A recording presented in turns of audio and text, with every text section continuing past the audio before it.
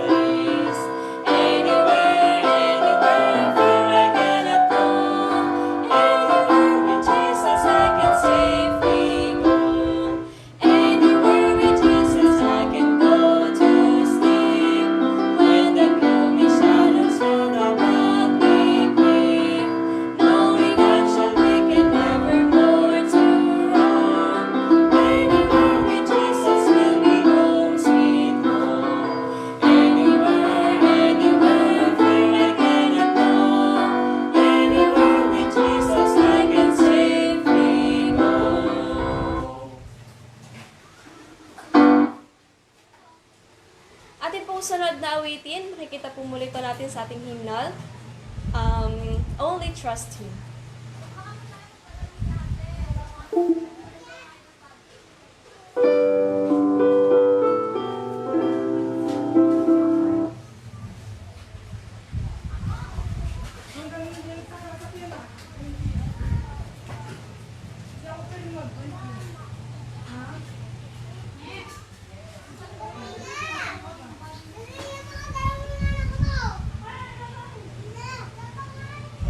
Okay, meron lang po tayong mga technical problems sa ating pong aayusin po muna.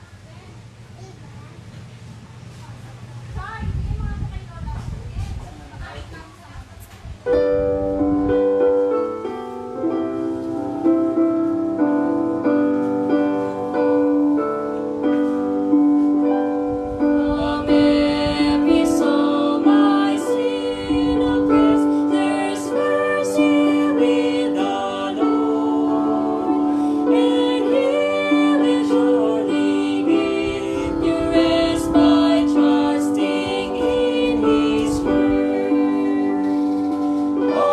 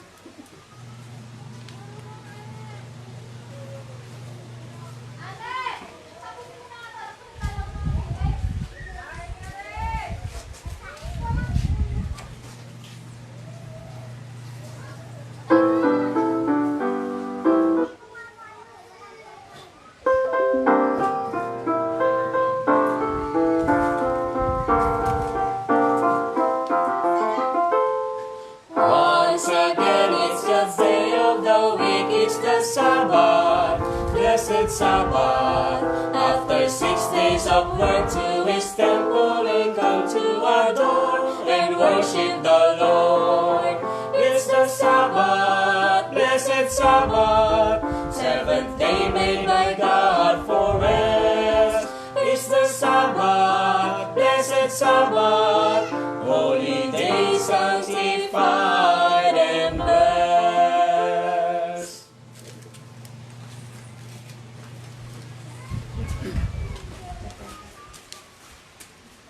Tayo po'y manalangin. Panginoon naming Diyos, nasa taan sa mga langit. Kami natin po, Panginoon, na muling dadakoy sa kalawang serbisyo. Amin pong inihingi, Panginoon, ang iyong presensya, ang banal na Espiritu, ang siyang ibuhos. Sa bawat isa sa amin, Panginoon, gayun din po sa mga nakapakinig nito. Inyo po kaming samahan sa oras ito, Panginoon, sa araw nito ng Sabat. At gayun din po, Panginoon, upang mabless ang bawat isa sa amin. Patawad, Panginoon, sa aming mga pagkukulang at mga pagkakasala. Ito'y aming nihiling sa matamis na pangalan ni Jesus. Amen.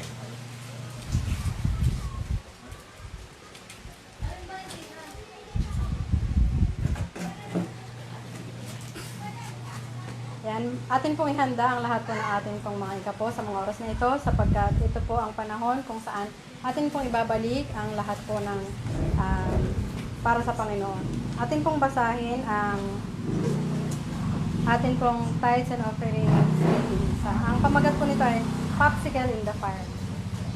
The evening of Monday, December 17, 2018, saw the second worst fire in the history of Manaus, a city of 2.1 million located in the heart of the northern Brazilian Amazon rainforest. About 600 houses in the very poor neighborhood were destroyed, leaving 2.5 people without shelter or personal belongings. On the evening of the next day, local Adventist churches and ADRA had already served 300 meals and given 500 basic food baskets, clothes, beddings, shoes, and other necessities to those who had lost almost everything. While many residents stood in the line to receive help from the church or government for their basic needs, one Haitian popsicle seller trailed the relief team, said Fernando Adversa Borge, one of the ADRA workers.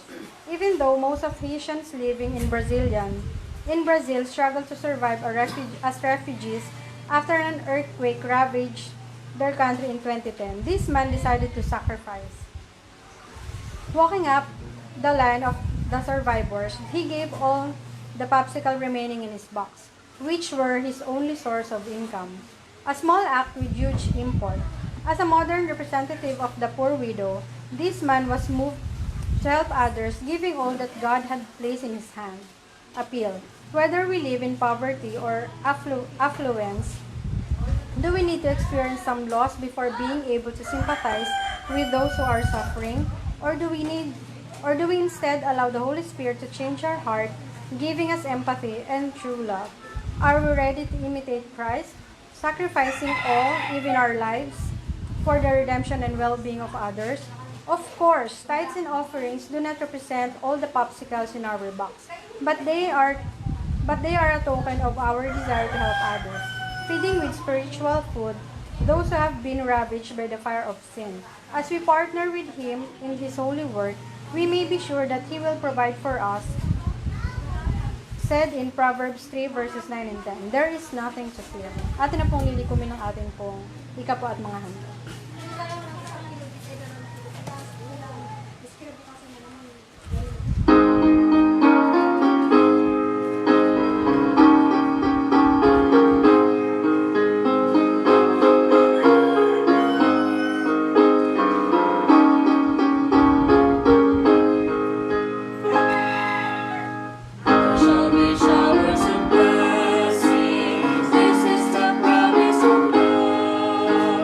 There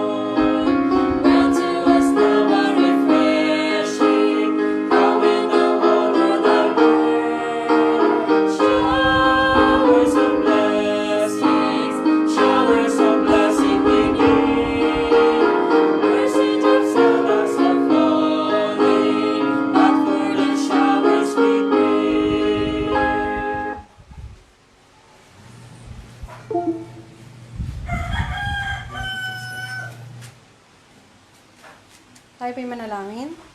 Dahil at mapagpala po namin Diyos, kami po'y lubos na nagpapasalamat sa inyo, Ama, sa buhay po na ibinigay po ninyo sa amin, upang ito po'y aming magamit sa paglilingkod po sa inyo. Nawa dakilang Diyos, ay bigyan po ninyo kami, Ama, ng pagkakataon na ang lahat po ng meron kami, Ama, ay maibahagi po namin sa aming kapwa, nang sa gayon, ito na may mga kapagpalakas po sa kanila spiritually. At samahan po ninyo kami sa aming pong programa sa tanghali pong ito. Ang lahat pong ito ay pong hihiling sa pangalan po namin tagapagligtas ni Jesus. Amen. Para po sa ating opening song, ating pong awitin ang nasa hymn number 52, I Sing the Mighty Power of God.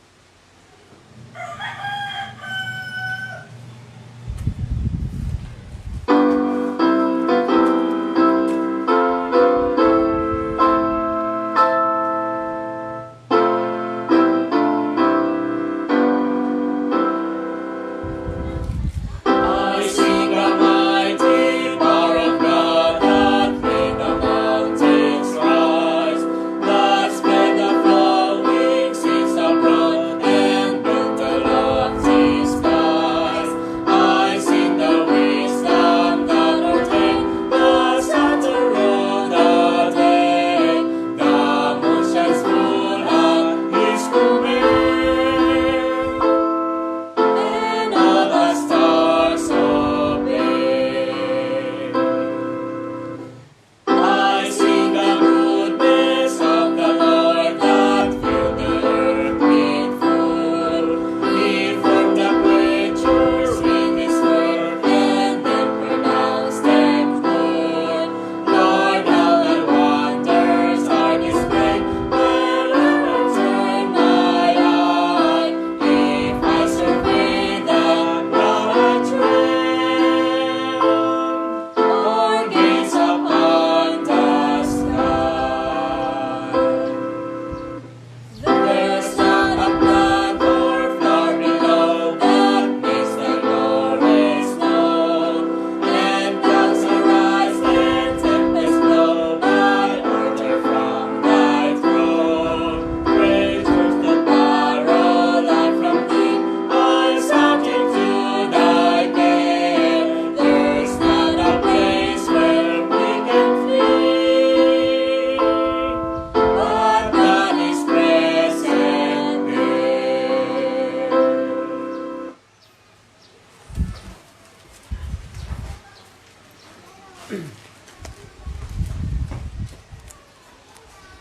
Sumuli, aking basahin ang talata na bigay ng ating tagapagsalita ngayon. Dito sa Juan 21, ang talata po ay 17. Sinabi niya sa kanya, sa ikatlong pagkakataon, Simon, anak ni Juan, minamahal mo ba ako? Nalangkot si Pedro sapagkat tatlong ulit nang sinabi sa kanya, minamahal mo ba ako? Sinabi niya sa kanya, Panginoon, nalalaman mo ang lahat ng mga bagay. Nalalaman mo na minamahal kita. Sinabi sa kanya ni Jesus, pakainin mo ang aking mga tupa. Tayo po ay lumuhod sa panalangin.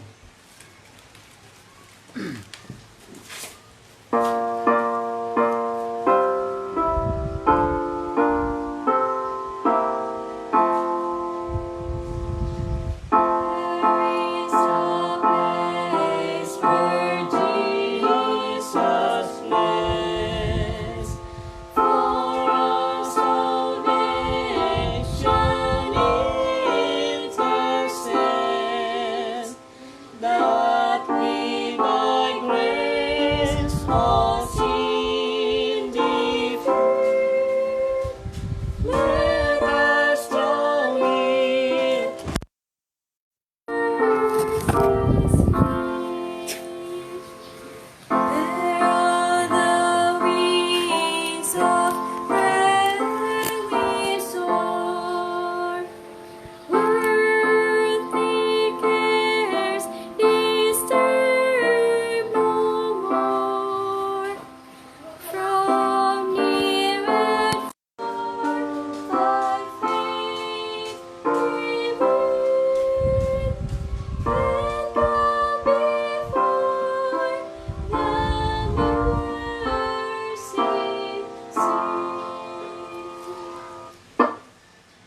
Pinupuri namin kayo, Panginoon, sa oras na ito.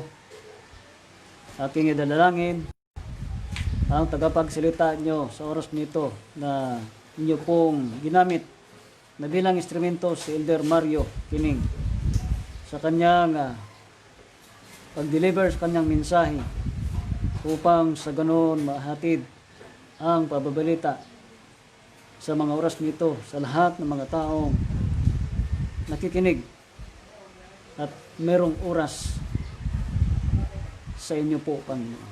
Tawarin niyo kami kung saan man kami nagkukulang at nagkakasala sa isip, salita at sa gawa. Ito ng aming sa matiling sa pangalan ni Jesus. Amen.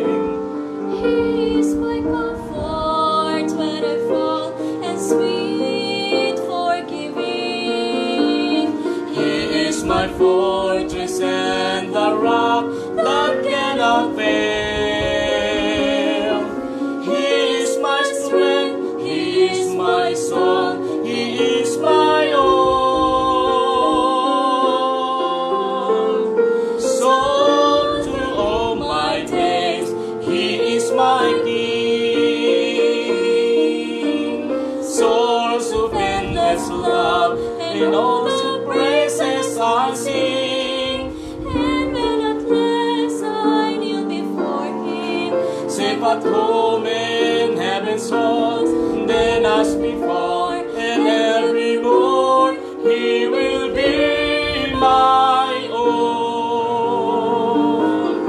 He is my Savior, sure and strong.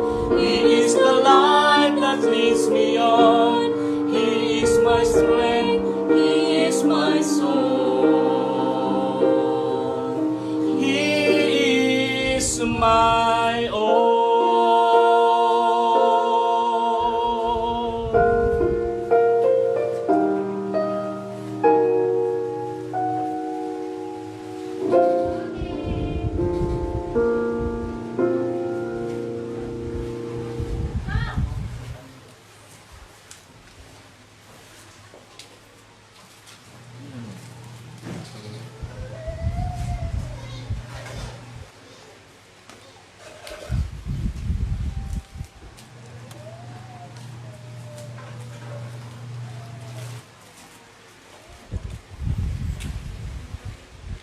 Happy Sabat po sa ating lahat at tunay pong napakabuti ng ating Panginoon sa araw pong ito ng araw ng Sabat.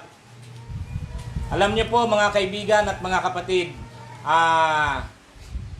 hindi ko in-expect sa pagkakataong ito ng araw na ito ng Sabat ako ay inyong makakasama sapagkat ako po nung nakaraang week ay kumuha po ako ng travel pass na kung saan ako po ay naka-schedule sa Batangas. Na kung saan ay ako po ay magta-travel. Pero sa panahon po ng ganitong epidemya natin na nararanasan ay marami pong mga sagabal sa paghahanap buhay sa ating mga pinupuntahan. Isa po itong pagsubok sa bawat isa sa atin. Pero tunay po ako nagpapasalamat sa Panginoon sa oras na ito sapagkat ay sa pinipwestuhan ko ito na nakikita nyo naman po na bagong gawa po ito. Nung kami po ay nag-uusap ni Brother Roger, isa sa kapatid natin na ang sabi niya, Brother Mario, gusto ko pag ako ang nag-sermon, doon ako sa bagong pulpit na ginawa natin. So mga kapatid, talagang marami ang nag-uunahan dito sa pulpit na ito sapagkat bagong gawa. At talaga naman pong na-bless kami sapagkat hindi lamang po ito bago, kundi ang aming faith, ang aming pananampalataya, ang mga kapatid, ay bagaman sa panahon ng epidemyang ito, ay kami po ay nagpapasalamat sapagkat sa iba ay hindi blessing. Pero bilang sa ating mananampalataya, ay ito ay naging blessing po sa bawat isa sa amin. Higit sa lahat, ito po ay naging blessing sa aming tahanan, sapagkat doon po ginagawa ang mga programa ng ating devotional, bisper at midweek natin. Kaya tunay pong napakabuti ng ating Panginoon, sapagkat tayo po ay binigyan ng ganitong mga pagkakataon. Hindi po sagabal sa ating magsamba o magpuri sa ating Panginoon sapagkat binigyan po tayo ng kapamaraanan, binigyan po tayo ng ganitong mga teknolohiya na upang ating magamit at higit sa lahat mga kaibigan at mga kapatid, pag kami po ay nagsalita, pag ako ang nagsalita rito, kami kahit sino po dito sa pulpit na ito, ang nakakarinig lamang ay ang aming mga kapatiran. So, blessed na blessed sapagkat hindi lamang po ang mga kapatiran ang nakakarinig, kundi ang ibang tao na hindi po natin naaabot ng ating mensahe ay kanila na pong nakikita o kanila na pong napapakinggan kung anong nais iparating ng ating mensahe, kung ano ang kagustuhan ng ating Panginoon sa bawat isa sa atin. Tunay po talaga na napakabuti ng ating Panginoon. So bago po ako magpatuloy mga kaibigan, mga kapatid, nais ko muna pong batiin kayo ng isang happy Sabat, higit sa lahat sa atin pong mga kapatiran dito sa TK Church. At nais ko munang pasalamatan ang aking mga kasama rito sa unahan, nasa likod ng aking kamera. Higit sa lahat ang aming butihing pastor, si Pastor Dory Malit. Salamat sa pagpaanyaya, Pastor, at kayo po ay nakabahagi namin sa oras pong ito.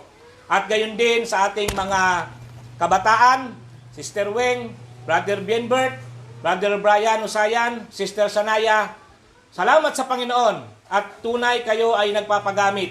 At gayon din, kundi dahil sa inyo, kaya nga sabi, tayo po ay magpapalakasan sa oras pong ito. Gayon na nga po ang ating nagawa ngayon sapagkat ito pong ganitong ginagawa ay sa totoo lang, kung tayo po ay nakatunganga lang sa bahay, ay wala. Pero may patuloy po tayo na binigyan ng Holy Spirit upang tayo po ay makapagsagawa ng kanyang pag-aaral ng banal na kasulatan. Ano po? So hindi, ang ating pong topic mga kaibigan at mga kapatid sa oras pong ito ay pinamagatan ko po itong renew. Kaya po nababagay po ito sa aking topic sapagkat ang ating church ay bago. Binago po binago sa pamamagitan ng ating Panginoon at ginamit ng ating Panginoon. So, ito po ay pinamagatang renew o meaning is ibalik sa panibagong simula, pagbuo, pag-asa, ayos si Jesus at si Pedro. Ito po ay istorya na kung saan ng ating Panginoon ay sinaayos niya ang relasyon kay Pedro. Okay, may isa po ritong aking itatapik, pangalawa, pangatlo. Ang una po ay may sirang bagay na po ba tayong isinaayos na nagmistulang bago? Ano po ba ang nangyari? So ako bilang isang mahilig magkutingting, ako po ay mahilig magtingin na kung isang bagay na luma ay gusto kong i-repair siya, gusto kong baguhin siya. Ako ay nakakabili minsan ng makina na kung saan ay kinikilo lamang po. Parang titingnan po natin ang isang bagay na ito ay parang wala ng value.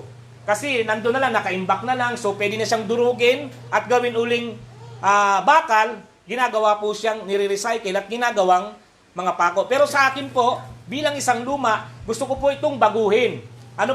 Ang nakita ko po doon, gaya po ng aking ibinago, na pininturahan ko siya, pinint ko siya, binaguhan ko po siya ng bagong box, ay mga kapatid, yung kinuha ko na galing sa junk shop, na inuwi ko sa bahay na binago ko. Tanong nyo mga kaibigan at mga kapatid, ito ay may value. Sapagkat nang isinaayos ko, ano po ba ang naging kita natin? Naayos na po, hindi na po nakita yung pagkaluma.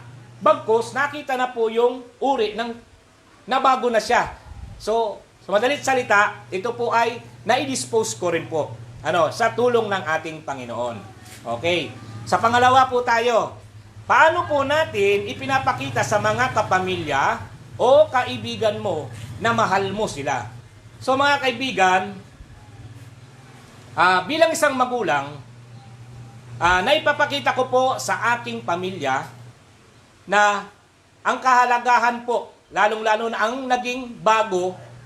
Nakita po noon ang aking hindi pa ako nag-Adventist, ako po ay sa tulong ng ating Panginoon ay naipakita ko po sa aking pamilya. Gayon din po sa aking mga kaibigan na naiba na po ako o nabago na sa pamamagitan ng ating Panginoon. Okay, sa pangatlo po tayo. May nainayos na po ba tayong sirang relasyon? Ito po ay katanungan hindi lamang po sa akin, kundi sa inyo rin lamang po. Hindi lang po sa akin, kundi ito po ay katanungan sa bawat isa sa atin. Isang kapamilya o kaibigan na nasira dahil sa isang isyu. O ano ang nangyari bilang padre di pamilya. So mga kaibigan, siguro may time naman sa ibang pamilya siguro, wala pa naman ako naging ganun encounter na may isang relasyon na nabuo ko na muling na ibalik. Pero ang pinaka-point ko doon ay yung aking pamilya. Sa tingin ko mga kapatid, sa tulong ng ating Panginoon, ay naisaayos ko po. Okay, next. Okay, sa ikatlong ulit, ito na po dito po tayo sa Sa ikatlong ulit ay sinabi ni Jesus, Simon, anak ni Juan, mahal mo ba talaga ako? So ito parang tinatanong ng ating Panginoon, si Simon Pedro ay si Juan. Nasaktan si Pedro dahil sa 3 beses na siyang tinatanong kung mahal siya ni Jesus. Kaya sumagot siya. Ang sabi po dito ni Pedro, Panginoon, alam niyo naman pong lahat ng bagay, ay alam niyo na rin. Parang nagaano pa siya na parang tanong-tanong ito, parang tanong-tanong ang ating Panginoon. Pero sinusiguro lamang ng ating Panginoon. Kaya nga, sabi ng Panginoon, mahal mo ba talaga ako? Sinabi sa kanya ni Jesus, alagaan mo ang aking mga tupa. Ito po ang ating memory text ko. Ito po ay matatagpuan sa Juan 21:17, ang binasa po ng ating pastor. Okay, patuloy po tayo. Bago po tayo magpatuloy, ay tayo muna po ay manalangin. Tayo po ay humingi ng Holy Spirit at guide sa ating Panginoon. O Diyos na makapangyarihan ka sa lahat, kami po ay muling nagsusumamo at nagpapasalamat. At narito kami, Panginoon, na dumako sa ikalawang serbisyo. Nawa, Panginoon, bigyan niyo po ako ng katalinuhan, gayon din po sa mga pakinig nito, Panginoon. Nawa, Panginoon, hindi makita ang aking pagkatao, kundi kayo ang makita, Panginoon. Kayo po ang siyang magbigay sa akin. Mamutawi nawa ang iyong salita sa aking mga bibig na hindi nanggagaling sa akin, kundi, Panginoon, sa inyong kagustuhan, sa inyong kapangyarihan. Nawa, Panginoon, niyo kaming samahan. Sa oras ito, ang iyong banal na Espiritu ang siyang ibuhos sa bawat isa sa amin. Higit sa lahat, Panginoon, sa maaabot nito na makapakinig ng mensahe, Panginoon, nawa ito ay maging silbing guide sa bawat isa sa amin, Panginoon, upang ang iyong banal na salita ay mapahayag namin, Panginoon, o upang sa inyong pagbabalik ay kami po ay mahanda na hindi kami, Panginoon, ay maparusahan, kundi, Panginoon, kami bagkos, kami po ay magmana ng buhay na walang hanggan na inyong ipinagkakaloob sa bawat isa sa amin. Patawarin niyo po kami, Panginoon, sa aming mga pagkukulang at mga pagkakasala. Ito po ay aming inihiling sa matamis na pangalan ni Jesus. Amen. Okay, once again po, happy Sabbath po muli. At bagamat happy Sabbath ako ng happy Sabbath, ay walang tumutugon sapagkat walang sumasagot, sapagkat ilan lamang po kami rito. Tayo po ay sumusunod sa batas po ng ating gobyerno. Ano po? Siguro sa ibang mga churches ay ganun din po ang nangyayari. Si Pedro po ang isa sa pinakaunang apostol na tinawag ni Jesus. Subalit, nang arestuhin ng mga relihiyosong pinuno, si Jesus, si Pedro ay isa ring mga tumakbo papalayo. Nakita po natin doon, mga kaibigan, nang arestuhin na po ang ating Panginoon, balikan po natin yung kanina, nang sabi, mahal mo baga ako? Sabi mahal mo baga ako, Pedro? Ang sagot niya, opo, Panginoon. Pero dito po atin pong makikita, higit pa po rito, 3 beses niyang tinanong si Pedro, mahal mo ba ako? Sa lahat ng 3 beses na ito, ang sagot ni Pedro ay, alam nyo na rin po, mahal ko kayo. Pinagtaksilan ni Pedro si Jesus. Nang tumakbo, siya papalayo at ipagkaila sa kilala niya siya. Ngunit makikita natin kung papaano ibinalik ni Jesus si Pedro sa tamang relasyon sa kanya. At dahil dito, nangangaral si Pedro sa libu-libong mga tao. So, mga kapatid, minsan po sa buhay natin ay dumarating din po yung tinatawag na hindi lamang po kay Pedro. Sa panahon po natin na bilang isang naglilingkod sa kanya, siguro may time din na may nagtatanong sa atin, nakilala mo ba ang ating Panginoon? Minsan, nagpapanghinaan tayo ng loob. Isang kaibigan nagtanong sa atin, baka po minsan ay hindi natin maibigay kung ano nga ba ang tunay na pagka-Diyos ni Kristo. Baka minsan ay pinagkakaila natin na hindi ko siya kilala, natatakot tayo. Nawa, mga kaibigan, ay wag po nating ikahiya o ibigay ang kapahayagan ng patotoo tungkol sa ating Panginoon. Sa una po, pinuntahan ni Jesus si Pedro sa kabila ng kanyang ginawa. Ano po? Sinabi ni Simon Pedro sa kanila, mangingisda ako, sumagot sila, sasama kami, kaya sumakay sila sa bangka at pumalaot. Pero wala silang nahuli ng gabing iyon. Nang madaling araw, na may nakita silang nakatayo sa dalampasigan, pero hindi nila nakilala na si Jesus. Juan 21:3-4. Doon po natin makikita. Bagamat nagbalik si Jesus, si Pedro at ang mga disipulo ay bumalik sa paggawa ng pinakaalam nilang gawin, ang mangisda. Ngunit si Jesus, sa kabila ng pagkaila sa kanya ni Pedro, ay nagpakita ng kanyang sarili sa mga disipulo. Napagtaksilan natin si Jesus. Minsan ay nakakaramdam tayo na nagkakasala at hindi natin alam ang gagawin, kung hindi ang bumalik sa dati nating paraan ng pamumuhay.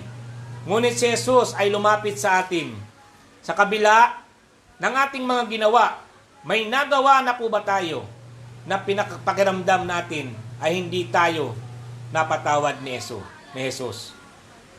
So mga kapatid, ang makakasagot po niyan, ng katanungan niyan ay kayo rin at ako. Ano nga ba ang nagawa nating kasalanan sa ating Panginoon na sa palagay natin ay hindi tayo mapapatawad? Pero ano man ang ating mga kasalanan, pag lumapit tayo sa ating Panginoon, taos puso po nating ihingi ng kapatawaran, sigurado po ako na patatawarin tayo ng ating Panginoon at tayo po ay babaguhin niya. Okay.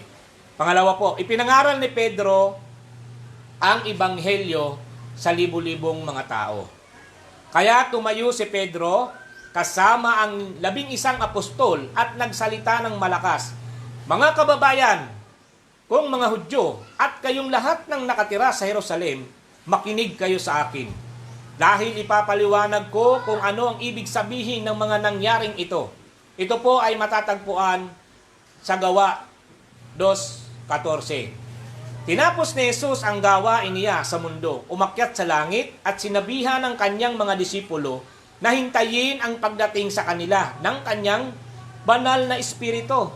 Dumating ang kanyang espiritu ng may ugong na mula sa langit na katulad ng malakas na hangin na tumawag ng pansin ng mga Hudyo at hindi Hudyo mula sa iba't ibang bahagi ng pagpunta sa lugar na iyon para sa piyesta ng Pentecostes. Nang makita ni Pedro ang napakaraming tao, nagsalita siya ng malakas at ipinangaral ang mabuting balita ni Hesukristo.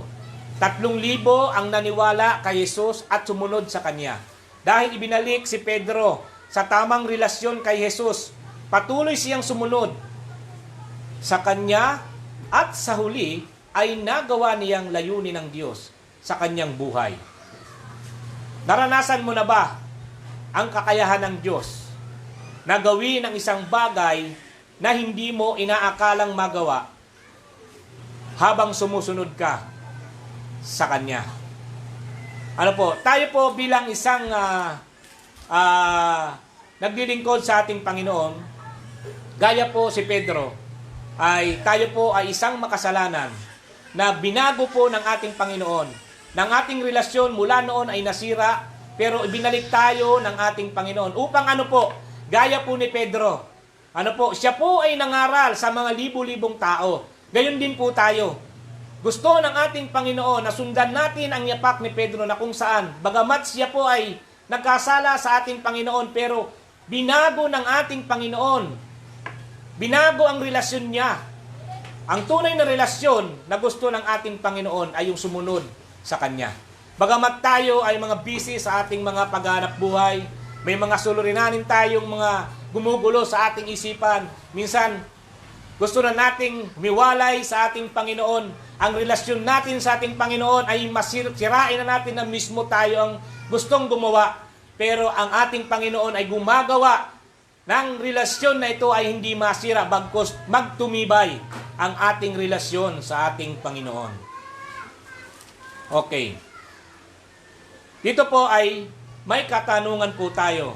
Ito po ay hindi po sa akin, kundi bagkus sa inyo rin, mga kaibigan at mga kapatid, higit sa lahat, sa mga nakapakinig nito.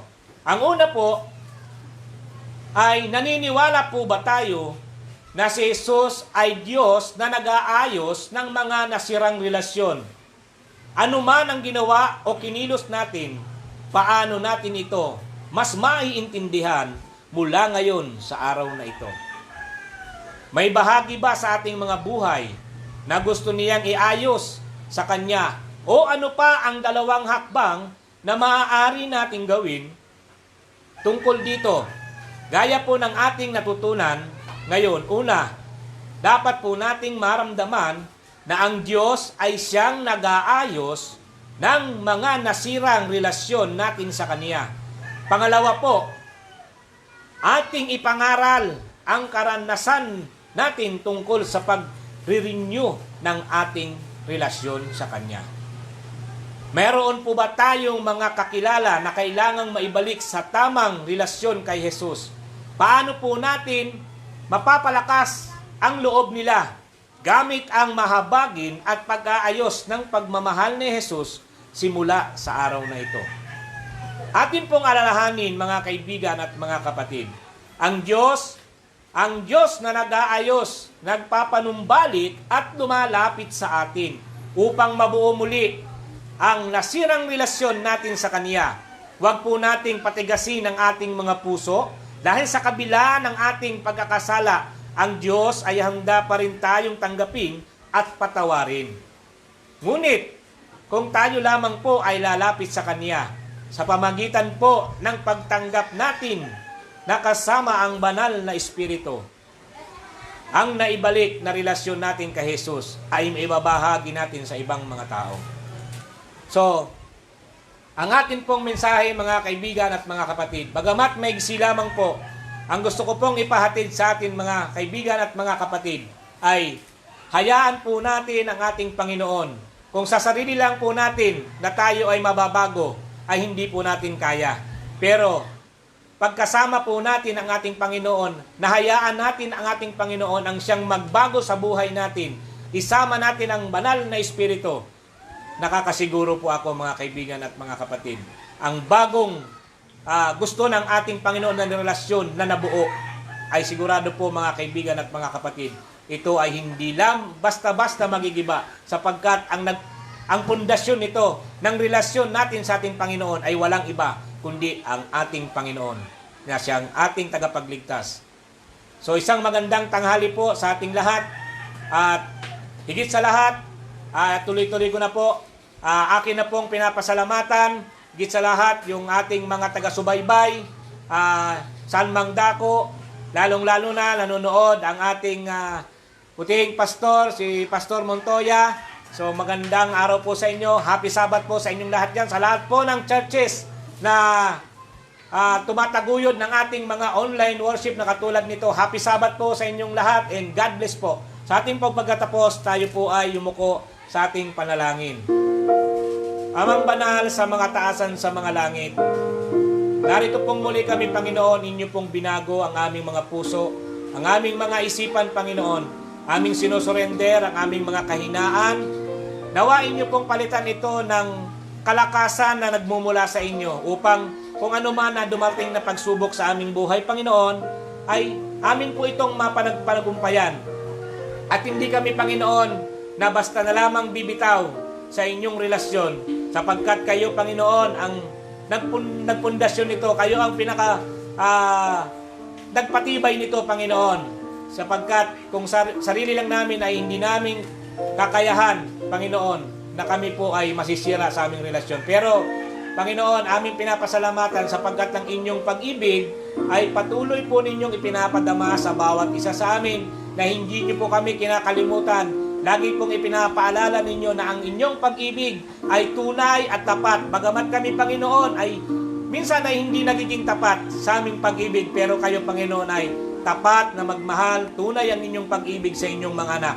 Kaya, Panginoon, sa oras nito, amin pong dinadalangin ang iyong banal na Espiritu, Panginoon, ang siyang ibuhos sa bawat isa sa amin.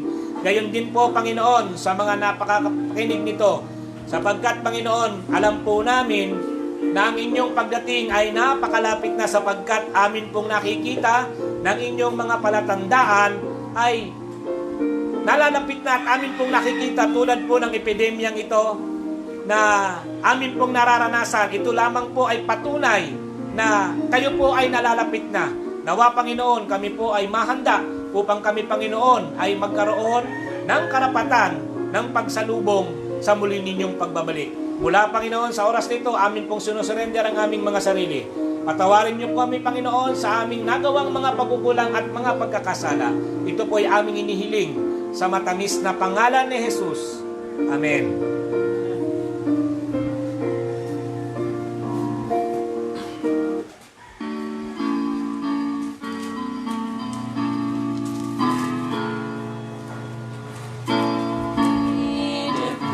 Oh, bless thou, O world, sweet Mary, come forth from water and dew, where'er I feel still kiss God's hand that leadeth me.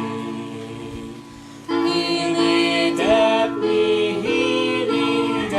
me by His own hand. He leadeth me, His faithful follower I would be, for by His hand He leadeth me. Sometimes with seeds of deepest gloom, sometimes Eden's bowers bloom, by waters still or troubled seas, it is His hand that leadeth me. He leadeth me by His own hand. He leadeth me, His faithful follower I would be, for by His hand He leadeth me. Lord, I would clasp my hand in thine, nor evermore mourn nor repine, content whatever lot I see, since He's my God that leadeth me. He leadeth me by His own hand. He leadeth me, His faithful follower I would be, for by His hand He leadeth me.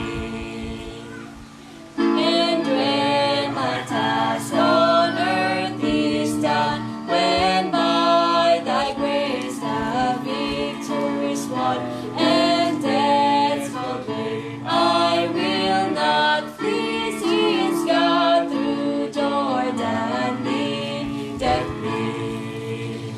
He leadeth me by His own hand. He leadeth me, His faithful follower I would be, for by His hand He leadeth me.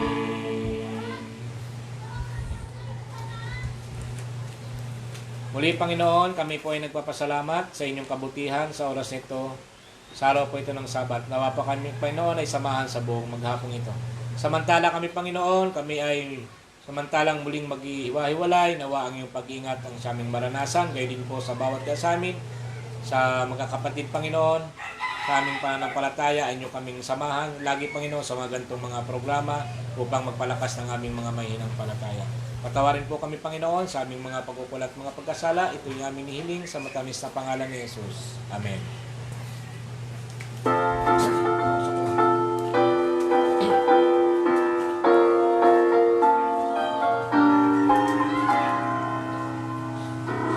Lift up the trumpet and loud let it ring, Jesus is coming again. Cheer up, ye pilgrims, be joyful and sing, Jesus is coming again. We have this hope that burns within our hearts, faith in the promise of His word. We believe that time is near, when the nations far and near shall awake and shout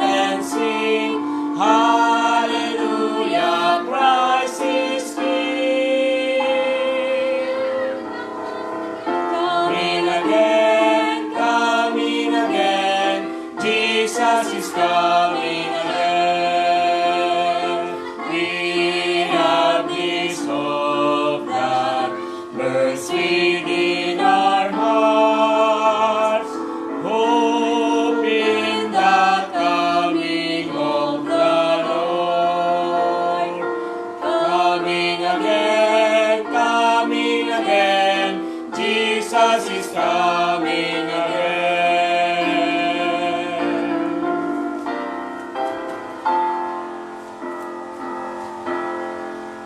God bless and happy Sabbath po sa ating lahat.